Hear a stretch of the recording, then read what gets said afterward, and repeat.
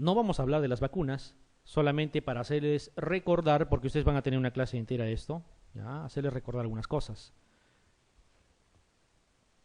Primero, tipos de inmunidad. No lo tengo ahí, pero quiero que recuerden, porque ha sido motivo de pregunta el examen anterior. Hay dos tipos de inmunidad, no es para complicarse la vida. Uno de ellos es la activa y la otra es la pasiva, ¿ya? Inmunidad activa, inmunidad pasiva. ¿Cuándo llaman inmunidad activa y cuándo llaman inmunidad pasiva? Vuelvo a repetirles, no es la idea complicarles la vida. Solamente acuérdense una cosa. Yo tendré inmunidad activa cuando yo activamente he formado mis propios anticuerpos. ¿Se entiende? Y yo tendré inmunidad pasiva cuando yo no he hecho nada por formar mis anticuerpos. Me los han obsequiado. Por eso es inmunidad pasiva. No es que la activa sea mejor que la pasiva. No, es la forma como adquiriste los anticuerpos. A ver, hasta ahí vamos a poner ejemplos. Si yo me enfermo con hepatitis y adquiero mis propios anticuerpos a raíz de haberme enfermado con la hepatitis, ¿qué tipo de inmunidad es? ¿Activa o pasiva? Activa, así es. Si digamos, lo mismo, recibo la vacuna contra la hepatitis. Vacuna, no estoy hablando de anticuerpos, vacuna. ¿Debo de todavía formar yo mis anticuerpos o no? ¿Qué creen? Claro que sí. Entonces, ¿qué tipo de inmunidad será? También es activa, porque estoy formando yo mis anticuerpos. Solo he recibido la vacuna. Y yo tengo que formar mis propios anticuerpos. Ahí no quiero que se confundan. Vacunado contra la fiebre amarilla, ¿qué tipo de inmunidad va a formar? Activa. ¿Por qué? Porque yo le vacuno, pero la persona tiene que formar sus anticuerpos. Nadie le coloca anticuerpos. ¿Sí se entiende o no? Entonces, cuando hablamos de inmunidad activa, hay dos formas, natural y artificial. Natural, cuando me tengo que enfermar para formar mis anticuerpos, y artificial, cuando debo de recibir vacunas para formar mis anticuerpos. Pero en ambos casos, yo formo mis anticuerpos. ¿Quién no me ha entendido hasta ahí? ¿Está claro? Ya. Entonces, esa es la inmunidad de tipo activa. Uno mismo tiene que formar sus propios anticuerpos. Les voy a dar el ejemplo de inmunidad pasiva, para que se den cuenta. ¿Qué pasa si sufro una mordedura por perro, callejero? No hay forma de observarlo. El perro puede tener rabia. Voy al centro de vacunación y en el centro de vacunación me dicen tenemos que colocarte la inmunoglobulina antirrábica. La inmunoglobulina ya es un anticuerpo, no es vacuna. Lo que me colocan, ¿qué cosa es? Anticuerpos. ¿Qué tipo de inmunidad es? Yo no he formado los anticuerpos, me están colocando los anticuerpos. Pasiva. ¿Estamos de acuerdo? Ya. ¿Qué pasa si nace un niño de una mamá que ha tenido lo que hemos visto hace poco? Ha tenido sífilis. Por lo tanto, la mamá tiene anticuerpos contra la sífilis. Y le regala esos anticuerpos contra la sífilis al recién nacido por vía transplacentaria. El recién nacido nace y nace con anticuerpos contra la sífilis. ¿Qué tipo de inmunidad tiene ese niño? ¿Activa o pasiva? La mamá le ha regalado los anticuerpos. Pasiva también. ¿Se entiende? Pero igual como en el caso primero, hay una inmunidad pasiva natural, que sería el paso de anticuerpos por vía transplacentaria, y hay una artificial cuando te inyectas las inmunoglobulinas. A ver, más ejemplos. Persona que sufre o pisa un clavo oxidado, peligro de tétanos. Va al hospital y se le coloca la inmunoglobulina antitetánica. ¿Qué tipo de inmunidad, doctores? Para empezar es pasiva, porque le están dando el anticuerpo, ¿sí? ¿Artificial o natural? Artificial. Esa fue pregunta de examen. Revisen el examen anterior. Hablaba del paso de anticuerpos de una mamá hacia un niño. ¿Qué tipo de inmunidad sería si le estás regalando ya anticuerpos? Pasiva. ¿Natural o artificial? Natural. Y la respuesta era inmunidad pasiva natural. Punto. ¿Por qué quiero que se acuerden de eso? Porque como van a hablar ustedes de una clase de vacunas, junto con crecimiento y desarrollo, ya ese rato no pueden estar pensando, ya vayan recordando esas dos cosas, ya los tipos de inmunidad. Bueno, lo cierto es que en las vacunas, ya vuelvo a repetir, no voy a hablar de las vacunas, solamente vamos a hacer un toque pequeñito de lo que nos interesa para redondear la idea de la vacuna contra la Haemophilus influenza tipo B. Las vacunas pueden ser vivas o pueden ser muertas, ¿ya? La vacuna viva consiste en que aplicamos la vacuna con un microorganismo vivo y ese microorganismo, como está vivo, en el interior, en el organismo, se va a multiplicar, se va a reproducir, ¿ya? De tal manera que va a generar gran cantidad de microorganismos a partir de una pequeña dosis, pero resultado de que se ha replicado. Y esa gran cantidad de microorganismos generará también anticuerpos. Ahora, pero aquí viene la contraparte. ¿Cómo le voy a aplicar un microorganismo vivo si le puedo causar enfermedad? Para eso se tienen que atenuar los microorganismos. Por eso existen virus y bacterias vivas atenuadas para colocar una sola dosis. ¿Y por qué una sola?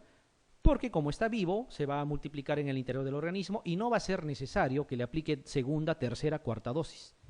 Esa es una ventaja de los vivos atenuados. Ejemplo de vivos atenuados, vacunación contra la fiebre amarilla, virus vivo atenuado, contra la rubiola, contra el sarampión, contra la papera, son virus vivos atenuados, ¿no? En bacterias, la BCG, por ejemplo, también es una bacteria viva atenuada. Y un ejemplo de bacterias o de microorganismos muertos, ahí tienen el ejemplo de la que nos colocamos contra la pertussis, ¿ya? ¿Se tiene que colocar una sola dosis o varias dosis? ¿Qué dicen? Para la pertussis. Son varias dosis, ¿ya? ¿Por qué? Porque no se va a reproducir. Ustedes colocan una dosis y va a generar anticuerpos, pero no en suficiente cantidad. Otra dosis más y luego otra dosis más. ¿Para qué? Para que pueda generar la suficiente cantidad de anticuerpos. En los vivos atenuados no. Una sola generalmente es suficiente. Porque tú administras y como se va a multiplicar en el organismo, va a generar cantidad de anticuerpos. Ya. Lo cierto es que no solamente se van a diferenciar en vivas y muertas. Todavía hay enteras y fraccionadas, etcétera. Eso lo van a ver cuando hagan la clase de vacunas, ¿ya? Lo que quiero que ustedes recuerden es esta que está acá. Este grupo especial, ¿ya? Las vacunas que son de este tipo, polisacáridos capsulares. ¿Qué significa polisacáridos capsulares? Existen algunas bacterias, ya, que tienen una cápsula. Son, por eso, microorganismos encapsulados, les llaman, ¿ya? Encapsulados. Ejemplitos de microorganismos encapsulados: Haemophilus influenza tipo B, neumococo, Plasmodium y algunos gran negativos, Escherichia coli, por ejemplo, ¿ya? Encapsulados. Lo que sucede, y aquí tienen que prestar atención, tienen que imaginarse un poco para que se entienda bien. Lo que sucede es que, hagan de cuenta, así como cuando nos hablaban en primaria, nuestros soldaditos de defensa es nuestra inmunidad, ¿no es cierto? Está llegando el microorganismo, digamos, el agente que nos va a causar la enfermedad, y nuestro sistema de defensa se defiende. ¿Cómo se dio cuenta? Cuando ha visto que se está acercando ese germen encapsulado. Pero ¿qué pasaría si nosotros científicamente fabricamos solo la cápsula? Con la idea de que nuestro microorganismo igualito reaccione, pero ya sin riesgo de producir la enfermedad. Introducimos eso en una vacuna, nuestro organismo lo ve, cree que es la bacteria íntegra que está entrando cuando no sabe que solamente es la cápsula, por lo tanto daño no nos va a hacer. Sin embargo, sí vamos a producir respuesta. Más o menos eso es un polisacárido capsular, más o menos eso es, ¿ya? Un ejemplo interesante, por ejemplo, de estas vacunas de tipo recombinantes es el caso de la hepatitis B, ¿ya? Ustedes saben que la hepatitis, el virus mismo, tiene en su envoltura una, ¿cómo le llaman? Un antígeno de superficie, o sea, la envoltura, ¿ya? Quiere decir que cuando el organismo humano ve que ha ingresado esa hepatitis, reacciona formando anticuerpos. Entonces, por recombinación genética, se ha fabricado, ¿no?, una vacuna que por fuera se ve, pues, mismo virus de la hepatitis, o sea, el antígeno de superficie, pero por dentro no tiene nada. Por lo tanto, tú te vacunas, no te va a causar enfermedad, pero sí va a generar respuesta de tu organismo, porque tu organismo va a asumir de que se trata el virus, porque simplemente lo ve por fuera. Más o menos la cosa es así, ¿ya? Claro que esa explicación no lo van a encontrar en el texto, porque es una explicación de repente por darle un nombre muy criolla, digamos, ¿ya? Sin embargo, es necesario hablar así para que esto se entienda bien, ¿ya? Entonces, en ese grupo de vacunas, que son de las más desarrolladas, ¿ya? Son vacunas muy seguras, está el anti-Haemophilus influenza tipo B, es una vacuna conjugada, ¿ya? Anti-Haemophilus influenza tipo B, ¿ya? Tiene en sus componentes, tiene un polisacárido, ¿ya? Importante, ¿ya? Tiene un polisacárido unido covalentemente a otras estructuras. Y si les van a preguntar por vacunas de polisacáridos capsulares, les van a hacer referencia generalmente a esta vacuna. ¿Y por qué estamos hablando de esta vacuna? Porque ya hemos visto que es el causante de la epiglotitis y también de meningitis en niños menores, ¿ya? Y se puede evitar con vacunación. ¿Ya? La idea no era hablar de las vacunas como hemos comentado, solo es un preámbulo, ustedes van a tener una clase entera a eso. Entonces, miren, estas vacunas conjugadas, esto es lo que quiero que se acuerden, el polisacárido capsular, o sea, la envoltura, digamos, más o menos, para que esto se entienda, está unido a una proteína transportadora, ¿ya? Son pocas las vacunas que se han llegado a desarrollar, más o menos de esta manera. La más importante viene a ser justo la anti-Haemophilus influenza tipo B, ¿ya? Y con eso disminuye los casos de epiglotitis y disminuye los casos de meningitis por esta bacteria. Muy bien. Bueno, algunas características que seguramente lo detallarán cuando hagan vacunas, ¿no? Hay otro tipo de inmunidad que es timo independiente, otra inmunidad timo dependiente. Ustedes saben que el timo se atrofia a cierta edad, ¿no? Y antes que se atrofie, dependemos mucho de esa estructura, ¿ya? Hay un cambio, eso lo van a ver luego, ¿ya? Fíjense que el incremento de los anticuerpos gracias a esa vacuna es rápido, es altamente eficaz. No provoca fenómenos de tolerancia, ¿ya? Y aquí está el ejemplo principal. Aquí está lo que les decía, HIV se pronuncia, uno podría pensar que se refiere al virus del VIH, ¿no? El virus de la inmunodeficiencia humana, pero sin embargo se escribe así, diferente, ¿no? Este HIV es una vacuna dirigida contra Haemophilus influenza tipo B, que es una bacteria que produce ¿qué cosa? La epiglotitis y se caracteriza por esos cuadros que hemos comentado. Bien. Todo lo que hemos comentado era para que ustedes puedan observar esta pregunta de forma muy concreta, ¿ya? Para que entiendan el porqué de la respuesta. Dice que contiene una vacuna anti-Haemophilus influenza tipo B, ¿ya? Y si alguna vez preguntaron, lo pueden volver a preguntar, o algo parecido. Dice virus vivos y virus inactivados. No tiene nada que ver, ¿no es cierto? ¿Qué cosa contenía? A ver, elijan la alternativa. Acá nos ponen virus y bacterias. Ninguna vacuna contiene virus y bacterias. No tendría sentido. Dice un antígeno proteico y su adyuvante. Y acá dice una proteína y un polisacárido unidos covalentemente. ¿Ya? Y esa es la alternativa. ¿Ya? Ese polisacárido no es otra cosa que la envoltura, como les decía, ¿no? Fabricado en laboratorio, obviamente. Muy bien. Solamente nos hemos salido un ratito del tema para hablar de esa vacuna. Pero, como están viendo, esa epiglotitis que puede obstruir el paso de la vía aérea y por eso es que el niño tiene que sentarse e inclinarse hacia adelante, a veces tiene babeo, se pone cianótico y hay que colocar tubo endotraqueal, ¿ya? También puede producir meningitis, así como están viendo aquí. Esto es una necropsia, ¿no es cierto? Aquí está la cabecita, le han hecho un corte y miren cómo está lleno de pus. Esto es una meningitis, ¿no? Producida por Haemophilus influenza tipo B. Entonces, hay una relación entre las laringitis supraglóticas o epiglotitis, que es lo mismo, y también las meningitis por Haemophilus influenza tipo B, porque el agente etiológico es el mismo. Ambas se pueden evitar utilizando correctamente la vacuna. Disminuye su incidencia con la vacunación, ¿ya? Y haciéndoles recordar esa relación entre ambos, fíjense cómo aquí nos ponen una pregunta. Nos dice, varón de 3 años de edad, que encontrándose previamente bien, comienza de forma brusca con fiebre, dolor de garganta, estridor, disnea, acúmulo de secreciones orales y emisión de saliva por la boca. ¿Es un cuadro severo o no lo es? Por supuesto que sí. Y habían dos posibilidades, un cuadro algo banal y un cuadro severo. Cuando era severo, ¿pensábamos en qué? ¿En qué pensábamos? Epiglotitis, ¿sí? ¿Lo hemos dicho o no?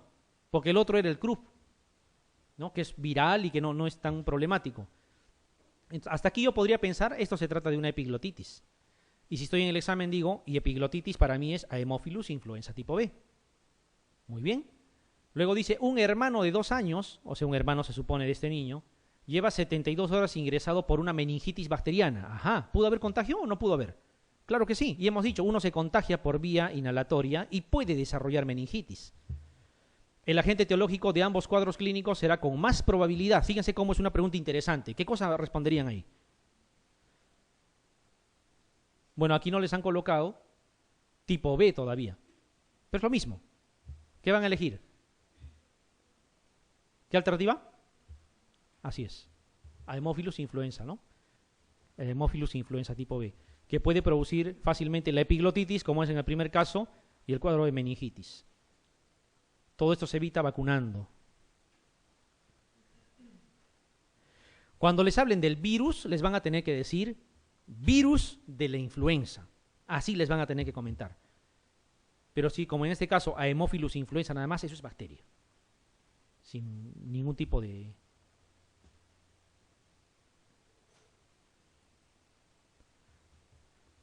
Otro tema que acostumbra a venir en los exámenes, pertusis. ¿Ya? Pertusis. Cosas que debemos de acordarnos. Hay que arreglar estéticamente esto no está bien. ¿O les gusta así? Ahora está mejor, ¿eh? Ya. Si no, no entiendo. Bueno, Bordetella pertussis, ¿no? La bacteria encargada de causarnos este problema. Tiene otro nombre también, coqueluche, también, ¿no? La famosa tos coqueluchoide. ¿Por qué se caracteriza, doctores, la tos coqueluchoide? Lo han visto, lo han diagnosticado, quizá lo han tenido incluso, es fácil. Esa tos exigente, ¿no? Que empiezas a toser y no calma. Toses y sigues tosiendo hasta el vómito te puede llevar. Esa es la tos coqueluchoide. Y dura mucho tiempo. Sanas del cuadro y te quedas 28 o 30 días con tos residual. Es un problema. Ese es un motivo de reconsulta generalmente los pacientes. Vienen y le dicen, ya tomó el tratamiento, sí ha mejorado, pero sigue con la tos. Tienen que explicarles que es la tos residual. Eso va a quedar algunos días todavía y va a pasar solo. 28 días en promedio se dice. Miren, va a iniciar como un cuadro respiratorio alto. Cuadro respiratorio alto, entiéndase, rinorrea, carraspera, odinofagia de repente, ¿ya? Y que también puede llegar a la cianosis. Entonces, ¿cuál es la diferencia?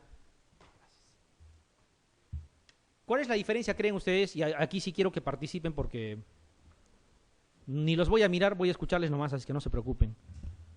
¿Cuál sería la diferencia si aquí produce cianosis y la epiglotitis también produce cianosis? ¿Cuál sería la diferencia en el examen? O sea, que ustedes cómo elegirían, si ambos dice cianosis, cómo elegirían cuál es pertusis y cuál es epiglotitis.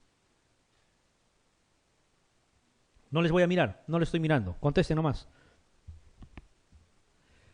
Yo me contesto solo entonces. Lo que sucede es que la cianosis en la pertusis se da durante el acceso de tos. Les van a decir, tose, tose, tose y sigue tosiendo y seguirá tosiendo hasta que le dio cianosis, durante el acceso de tos. En el caso de la epiglotitis, si ustedes se acuerdan, no es así. Es un niño que está sentado, inclinado hacia adelante, está babeando y está con cianosis, tosa o no tosa. ¿Se entiende? ¿Ya? Entonces, si les dicen tose persistentemente hasta llegar a la cianosis o incluso a veces al vómito, eso es pertusis. Clínicamente, laboratorialmente también tiene sus características. Y justamente esto de aquí es la característica fundamental, ¿ya?, de la pertusis desde el punto de vista laboratorial. Y aunque no lo crean, les va a soplar la respuesta. En el examen que yo di, me vino una pregunta así. ¿Ya? Y créanme que lo único que me hizo decidir por la respuesta fue este dato. Hay una leucocitosis. Ustedes saben, las leucocitosis, normalmente las leucocitosis de tipo bacteriana deberían ir con desviación izquierda, con neutrofilia. Acá no. Va una leucocitosis asociada a linfocitosis más bien. O sea, los linfocitos aumentan como si fuera viral. ¿Ya? Acuérdense, leucocitosis con linfocitosis asociados. Esto hay que verlo en la práctica. Si uno solamente lo lee en el libro, no le presta atención. Hay que verlo en la práctica, hay que ver preguntas más o menos de esto de aquí. Aquí está, miren. ¿Está tosiendo o no? ¿Está llegando a qué? ¿Qué cosa ven aquí perioral? Cianosis. O sea, la cianosis se presenta durante el acceso de tos, ¿ya? Que es muy diferente a que les digan que el niño está sentado, está con disnea, está babeando, está inclinado hacia adelante y está cianótico. Eso es epiglotitis. Pero si la tos le desencadena cianosis, eso es pertusis. Son dos cosas diferentes, ¿ya? Ahí está la pregunta que les comento. Esta pregunta vino en el examen que yo di. Y por ahí vi que se repitió en un ENAM, creo, hasta en un eSalud, y algo parecido en otro examen. Pero lo concreto es que preguntan así. Dice, en el paciente con coqueluche, el hemograma característico presenta. ¿Qué van a marcar? Leucocitosis con linfocitosis. Así es, doctores. Sencillo, no hay nada que discutir. Puede venir de esta forma, así directa la pregunta, o quizá pueda venir de esta forma. Un enunciado más extenso, un enunciado con otras características más, y que sin embargo, si nosotros somos observadores, podemos darnos cuenta de algunas cosas. A ver, vamos a ver. Dice, niño de 2 meses, con tos intensa. 2 semanas antes había comenzado con congestión respiratoria superior y tos leve. O sea, ya tiene más o menos 2 semanas que tiene tos. Hemos dicho, el coqueluche te dura tiempo, incluso después de haberte recuperado, tos residual, a veces 28 días, 30 días o a veces un poco más. Dice que su madre también ha presentado tos durante varias semanas, es obvio, puede haber contagio. Durante el examen físico el niño comenzó a toser. ¿Creen que por gusto les dan este dato?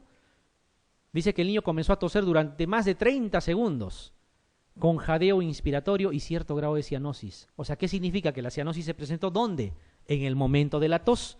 ¿Y eso es sinónimo de qué? Pertusis. Así es.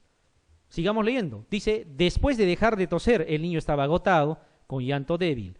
Analíticamente se observa leucocitosis de 34.000 con 85% de linfocitos. O sea, más claro no puede ser. Les están dando las dos características. ¿Sí? ¿Cuál es el agente etiológico más probable de este cuadro? ¿Cuál es? ¿Alternativa? Así es. ¿Se entiende? No. Entonces son los tipos de pregunta que puede venir en esta parte de infectología pediátrica. O sea, son cuadros infecciosos que se presentan en población pediátrica y que les ponen lo más característico, ¿ya? Lo más característico. A ver esta.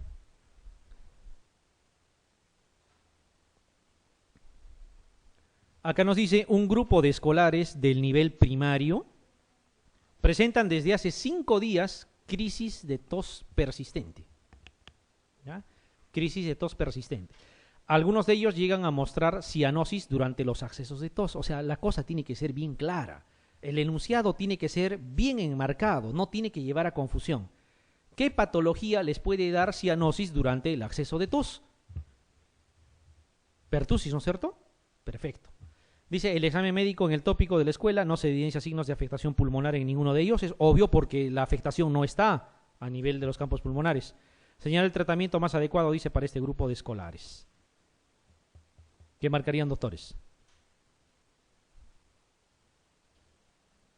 Del tratamiento no les he comentado. ¿Ya? Así es. Acitromicina. Es más, claritromicina, si estuviese, sería mejor todavía. Ya, porque claritromicina. ¿Cuál es la diferencia entre acitro y claritro? Desde el punto de vista práctico. Que claritro hay que usarlo de preferencia en niños. Acitro es para personas de más peso, un poco más de más edad. ¿Que también se puede usar en niños? Claro que sí, pero más o menos esa es la preferencia. Eritro no se debería usar casi. Su biodisponibilidad es baja, es quizá el antibiótico de más baja biodisponibilidad, no llega ni al 20%, produce efectos colaterales muy marcados, ¿ya? Sobre todo de tipo gastrointestinal, por lo tanto se ha ido dejando de lado. O sea, los macrólidos es la alternativa correcta ahí. Está bien, acitromicina. Muy bien.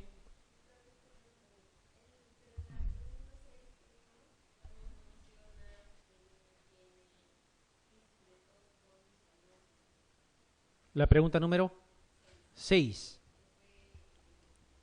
¿Tienen ahí? vuestra lámina me pueden prestar para no estar regresando, porque está lejos. Ya, ubíquese entonces en su pregunta número 6. Dice, un lactante de 2 meses presenta desde hace una semana vómitos, dice, y crisis de tos con cianosis facial, 5 a 6 veces al día y auscultación cardiopulmonar normal. Ya está bien. ¿Cuál es Ya, pero miren, ¿notan alguna diferencia en este enunciado con el enunciado que se comenta en la pregunta que se está mostrando? Si la pregunta les dice claramente, se produce tos, y en otras palabras, la tos produce la cianosis, ya, porque fíjense las preguntas anteriores que dice. El niño no viene con cianosis. El niño durante la tos y persistencia de la tos aparece la cianosis. Fíjense, en la pregunta 6 dice otra cosa. Dice que el niño tiene desde hace una semana vómitos mucosos. No dice que en ese instante está vomitando. Dice crisis de tos. No dice que en ese momento esté tosiendo tampoco, ¿no? Y cianosis facial 5 a 6 veces al día. O sea, no les dice que la tos le está produciendo la cianosis. Para hacer pertusis les tiene que decir durante el acceso de tos, tiene que literalmente decirles eso. Porque en el caso de la epiglotitis hay vómitos, hay babeo, hay posición antálgica, hay tos obviamente y también hay cianosis. Incluso la cianosis se presenta con o sin tos. ¿Se entiende? ¿Se entiende la diferencia? Justamente por eso hacía está bien.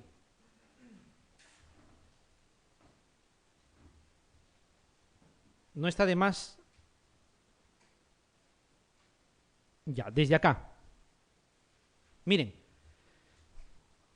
ya hemos visto esta pregunta, pero fíjense el enunciado. ¿Qué dice? Durante el examen físico, el niño comenzó a toser. No les dice que está cianótico ese rato. ¿Ya? Durante más de 30 segundos con jadeo expiratorio y cierto grado de cianosis. O sea, durante el acceso de tos se produce la cianosis. ¿Ya? En el caso que viene, llega a mostrar cianosis durante los accesos de tos. O sea, la cosa es bien clara. Cuando no tose, no tiene cianosis. ¿Se entiende? Ya. En el caso de la pregunta 6, por ejemplo, hace referencia ¿a qué? A la epiglotitis. ¿Por qué? Porque les habla de un cuadro donde probablemente la cianosis está de forma permanente. No dice que durante la tos se presenta la cianosis. Ese es el marcador. ¿Ya? Ese es el marcador. ¿Se está entendiendo o no se entiende? A ver, honestamente, díganme. Para volverles a explicar todo de nuevo. Porque a mí me interesa que esto se entienda bien. De lo contrario, van a marcar mal en el examen. Vamos a regresar a las... Habitualmente no hago eso. Ya, desde acá creo que están los casos, ¿no? ¿Desde ahí? Ya, miren, miren esta diferencia con las otras que hemos comentado. Dice que tiene dolor faríngeo, disnea, disfonía, babeo, disfagia, estribillo inspiratorio y tos metálica. En el examen se muestra ansioso, con gran dificultad respiratoria. ¿Ya? Dije, en el examen no está tosiendo, No está tosiendo, dice ansiedad, dificultad respiratoria, boca entreabierta, lengua protruida, cianosis perioral. O sea, hay una cianosis con o sin tos. En el otro, tiene que toser y durante la permanencia de la tos llega a ser cianosis. Ese simple dato les hace diferenciar entre epiglotitis y pertusis. Por otro lado, la pertusis solamente es tos, que quede claro, ¿ya? A diferencia del caso de la epiglotitis, en la epiglotitis hay babeo, hay posición antálgica, ¿no? Hay vómitos, hay otras cosas más. En ambos puede haber cianosis, es cierto. Vamos a ver en el que sigue. Bueno, esta es una pregunta directa, no nos lleva. Este es el que comentabas, ¿no? Miren, a ver, vamos a analizar. Entonces, antes de mirar la pregunta, ¿cuándo elijo pertusis? Cuando la cianosis se desencadene por la tos. Así literalmente me lo tiene que decir. Está tosiendo y eso le produce cianosis. O me lo dice así o me lo dice de otra forma, pero tiene que significar eso. Dice el lactante con 2 meses de edad presenta desde hace una semana vómitos mucosos, crisis de tos con cianosis. Bueno, ahí podría quizá uno pensar. Vómitos, ya sé más o menos a lo que te estás refiriendo. ¿Cómo saber si esta cianosis no se presenta en el momento de presentarse la tos? Esa es más o menos tu pregunta. Ya, podría ser. Incluso nos han puesto acá tosferina, que es otra forma Sí, está bien, tu observación está perfecto, pero acá nos dice que presenta vómitos mucosos, ¿ya? Y no nos dice que durante la crisis propiamente llega la cianosis.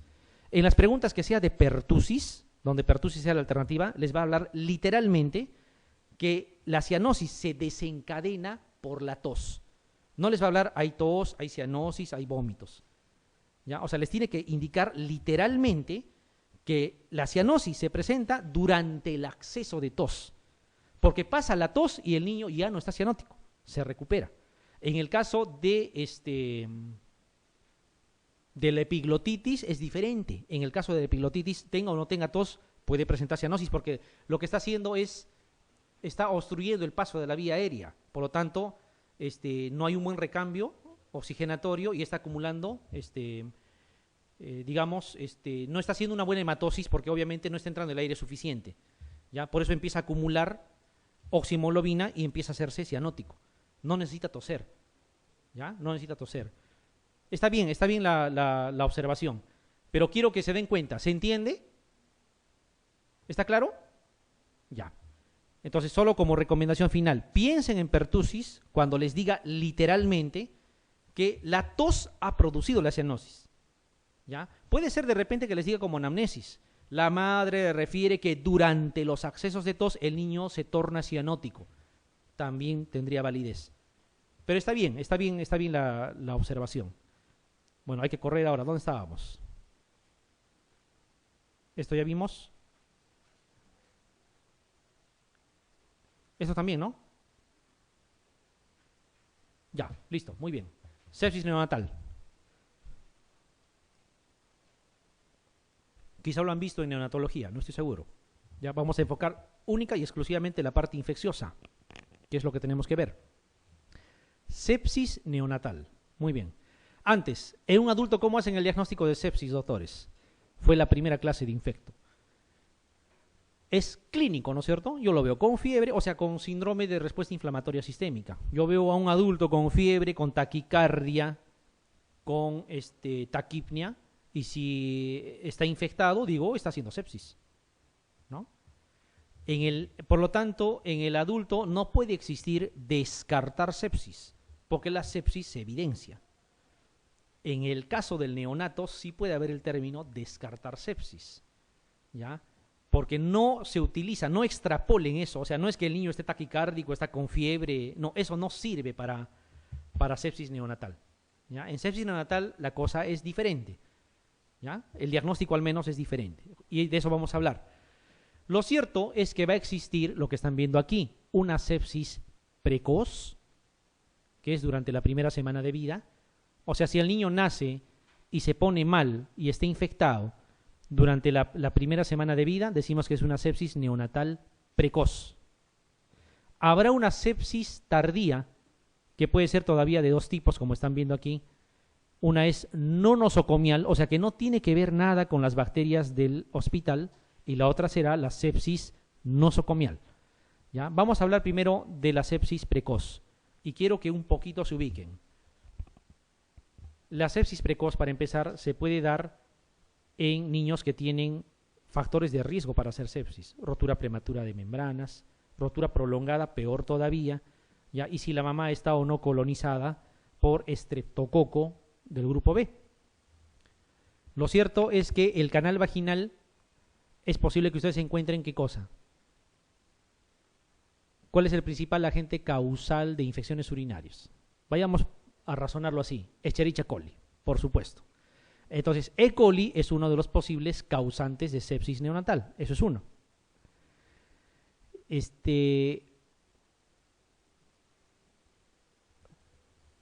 Cuando hablábamos de meningitis o infecciones del sistema nervioso central, solo quiero que se acuerden, decíamos que el tratamiento empírico es cefalosporinas de tercera generación, ¿no es cierto?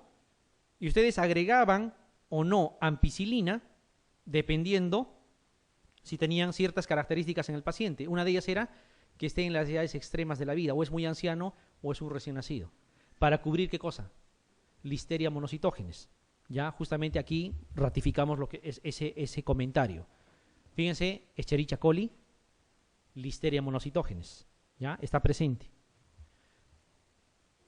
Por encontrarse cerca al canal anal, hay una bacteria colonizante que también puede causar sepsis neonatal. Es este señor llamado enterococo. Entonces, fíjense las bacterias que pueden estar ahí. Enterococo, ¿ya? Streptococo agalactiae, que es lo mismo decir estreptococo del grupo B. ¿Y por qué se menciona? Porque el Streptococo agalactiae coloniza canal vaginal de mujeres que están gestando y están a término. ¿Ya? Ese es su lugar. No van a encontrar Streptococo agalactiae normalmente en otro lugar. Ese es su lugar. Es como la Gardnerella vaginalis, algo así. La E. coli hemos dicho que siempre va a estar ahí por simplemente ser E. coli, ¿ya? Y Listeria también lo hemos comentado. Entonces, fíjense, ¿cómo ustedes harían una cobertura antibiótica pensando en todo ese grupo? A ver, voy a ir preguntándoles. Si pienso en Listeria, ¿qué tratamiento antibiótico le daría? ¿Qué cosa agregábamos a las meningitis bacterianas justo para cubrir Listeria monocytogenes? Ampicilina, así es. Para el enterococo fecalis, que es el que está ahí en esa zona, ¿con qué cosa tratamos? Ampicilina también, ¿sí o no? Entonces, ampicilina me cubre Listeria, me cubre enterococo, ¿ya? Y este estreptococo del grupo B, ¿ya? No es otra cosa, como cualquier estreptococo, sensible a qué cosa? A betalactámicos. ¿Estamos de acuerdo? ¿Y qué cosa es la ampicilina? ¿No es un betalactámico? Entonces, la ampicilina me cubre estreptococo, agalactiae, enterococo y Listeria monocytogenes. ¿Pero me cubre E. coli? No. ¿Qué cosa le darían para E. coli? De ahí ya está saliendo por qué el tratamiento empírico para una sepsis neonatal precoz es AMPI más qué? Más Genta. ¿Sí o no? ¿O no es el tratamiento empírico precoz para la sepsis precoz? Esa es la razón de ser. O sea, por eso es que se utiliza ampicilina más gentamicina. ¿Qué cosa es una sepsis precoz entonces? Aquella que se presenta en la primera semana de vida. Hay una tardía que es pasada la primera semana.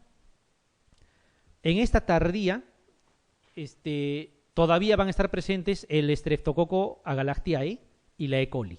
Por lo tanto, el tratamiento todavía puede ser AMPI más Genta, tranquilamente. Pero hay que diferenciar lo que no sea de origen intrahospitalario, porque si es de origen intrahospitalario, el tratamiento cambia. De origen intrahospitalario, ustedes han visto que existe varias bacterias. Los que estaban encabezando, ¿cuáles eran? Pseudomonas y gram negativos. Es la mayoría de las infecciones intrahospitalarias es por pseudomonas y por gram negativos. Sin embargo, también está estafilococo y puede estar hasta la posibilidad de que haya hongos. Eso se va a tratar de manera individualizada dependiendo de los factores de riesgo, ¿ya? Lo cierto es que para situaciones del examen no creo que les pregunten la sepsis nosocomial. Si quieren preguntarles de cosas intrahospitalarias, les van a preguntar de adultos. A ustedes les van a preguntar fundamentalmente esto, quizá incluso los agentes etiológicos, ¿ya? Hay que acordarse. Muy bien.